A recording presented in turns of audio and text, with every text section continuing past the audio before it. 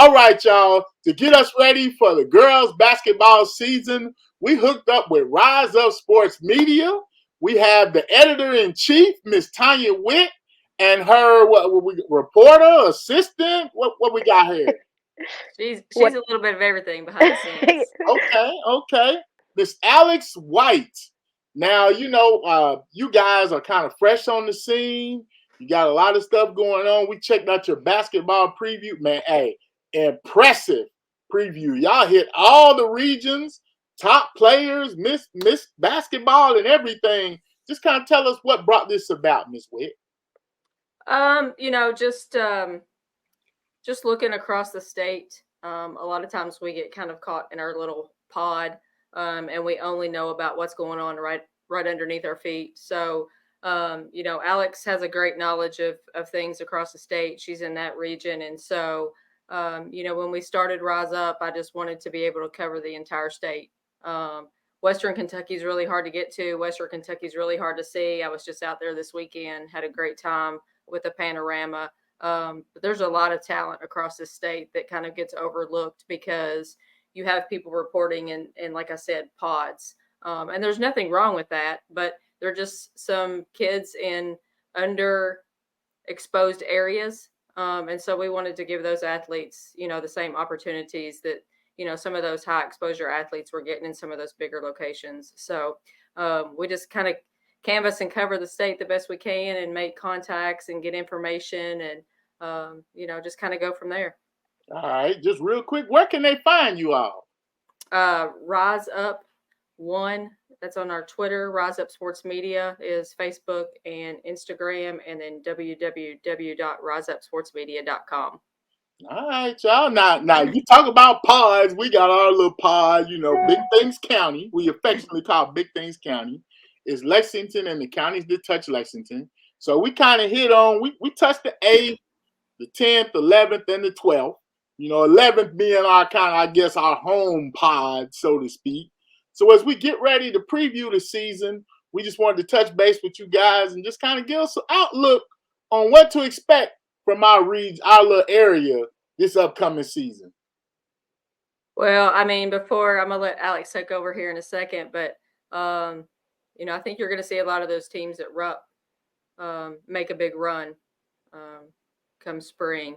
There's a lot of talent in those areas, a lot of kids that have already committed to sign at the next level from, D1 all the way down to NAIA schools. And, kids are getting those opportunities now that they probably wouldn't have gotten before. But you've got, right in your backyard, you've got some of the top players in the state. Not even in the 2024 class, but I mean, you can go all the way down to the 2027, 2028 class. And it's just, it's loaded year after year. And so this is probably the best state of girls basketball in Kentucky that we've seen across the board in a long time. And there's no fall off anytime soon. All right. Now, before we get into the meat of it all, I guess the biggest thing, our star in our little area is GRC.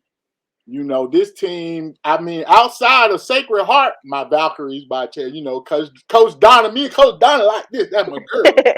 But, man, outside of Sacred Heart, GRC has probably been their only, I guess you would call it a rival. Would you call it a rival? I mean, they've given them the best game. I mean, they're really the only ones in the state that competed with them last year. So, I mean, if you're talking best of the best girls basketball right now, they're definitely 1 and 2 and have pretty much gotten that to a consistent where they're consistently 1 and 2. All right. Now some, and actually I want to touch base with y'all.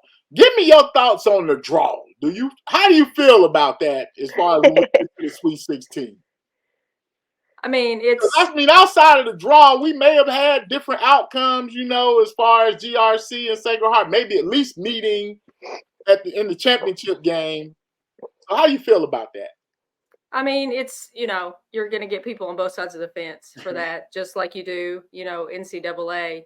I don't know that there's another way to do that. You're always going to have some bias in there if you do it any other way, I think.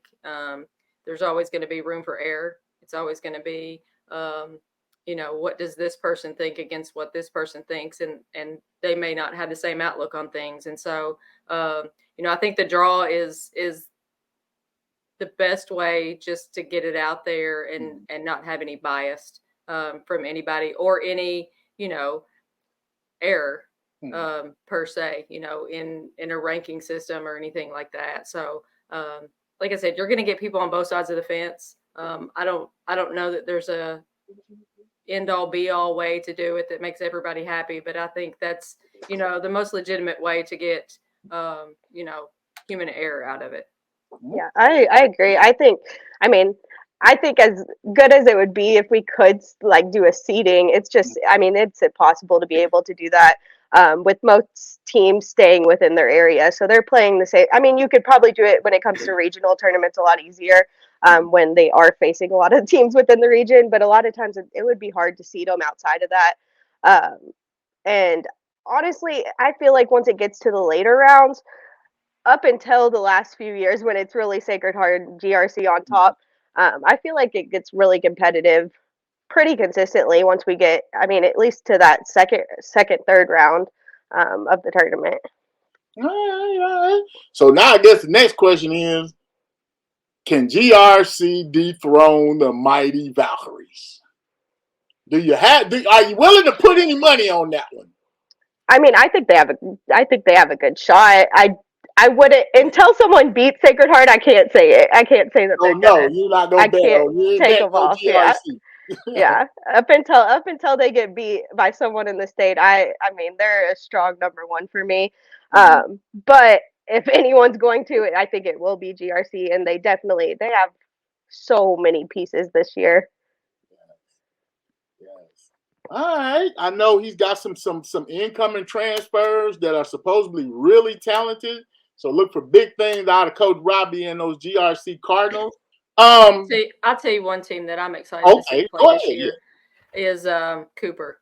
I think they've got a lot of solid pieces there. They're very well coached. They're very disciplined in their play. I saw them play this summer, and they're going to be right up there. I don't know that they can challenge Sacred Heart in the end. I just don't know that they've got the depth.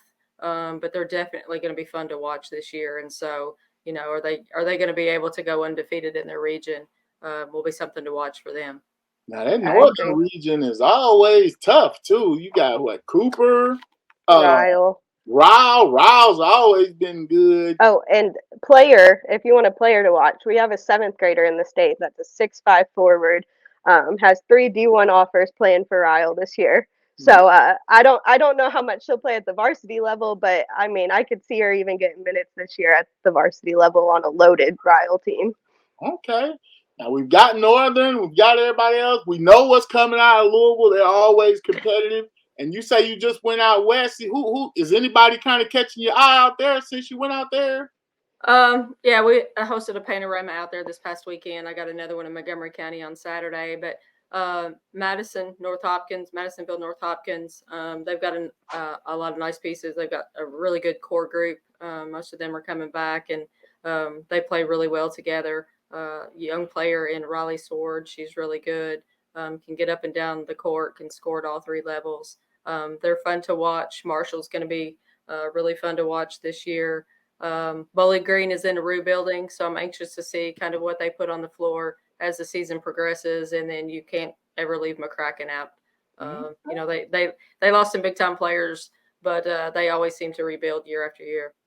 Yeah, and they just scrimmaged Sacred Heart and apparently kept it really competitive with them this past weekend. So that tells you a lot about how big those 2 pieces are, those 2 returners. Now we kind of get to our home region, the 11th region. We kind of saw our bully, Franklin County, kind of get dethroned this past season. But I think that was almost a case of rebuilding, or reloading, I guess. I don't know. But it looks like Franklin County is the odds-on favorite to take the 11th region, with Frederick Douglass challenging. Do you see anything else out of our 11th region, Lexington? I like Madison Central. I think they still are a step behind probably those 2 just because I mean, Frederick Douglass essentially has every piece back from a team that made it to state last year. And then Franklin County, I mean, we saw them play this summer, and they look like one of the best teams in the state. Yes. Now, who are some of the players we need to be looking out for in our 11th region? You want me to go? Yeah. I mean, going back to Franklin County, I think you really got to watch Rachel this year. She just committed to Bellarmine. Give them a plug. They're going to be loaded in the next year. They've got some really great talent. Franklin County, they've got a lot of young kids in the backcourt. Micaiah Wheeler. I think you really got to keep an eye on them. They like to run up and down the floor, and so somebody's going to have to try to keep pace with them. But I think Frederick Douglass has some of those pieces to be able to do that. All right. Do you have a dark horse? Anybody that may, like you say, Madison Central? Is anybody else you think maybe has a chance to kind of squeeze in there? Because 11th always seems to kind of give you a curveball every now and then. I mean, I think the middle of the pack in the 11th region is going to be super competitive with one another. Mm-hmm. I don't know that they're going to be able to kind of get over that hump of beating those two teams. Mm-hmm. But I do think it will be competitive among each other, at least within that middle group. Where can we be on the lookout for Rise Up Sports Media this upcoming season? This week? You never know where you're going to find us. We'll be at tournaments and games and watching games throughout the season, and we'll be kicking off our Player of the Week here soon. And so, you can usually catch all of our information on Twitter. All right. Again, give us those sites again one more time before we get out of here. Twitter is Rise Up Sports 1. Instagram and Facebook are Rise Up Sports Media. And then our website is www.riseupsportsmedia.com. All right. We want to thank y'all, and y'all keep doing big things, and we'll be on the lookout for y'all all season. Rise Up Sports, y'all.